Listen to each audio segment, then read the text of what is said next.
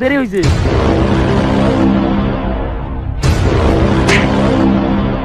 কি করে?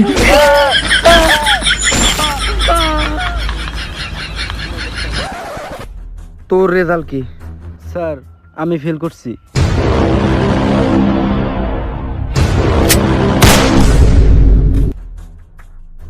স্বপ্ন ছিল এটা।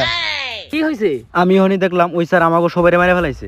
আরে এটা কেমনে সম্ভব? ওই স্যার তো অনেকদিন আগে মাথায় গুলি লাগার ফলে মরে গেছে।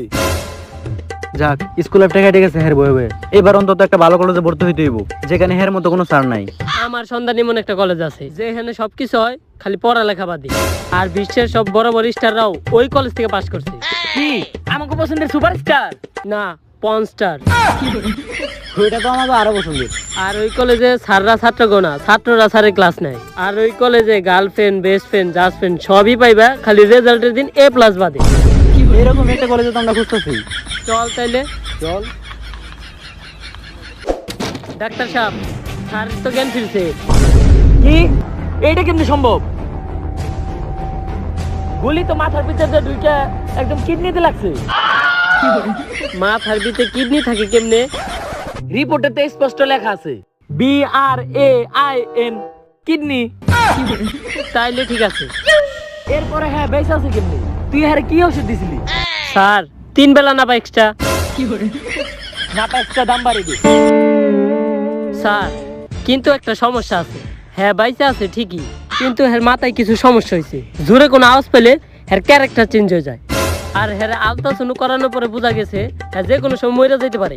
এটা কেমনে হইলো? ওই যে 3 বেলা না পা এক্সট্রা খাওয়ানোর পরে। দাম বাড়ানোর দরকার নেই।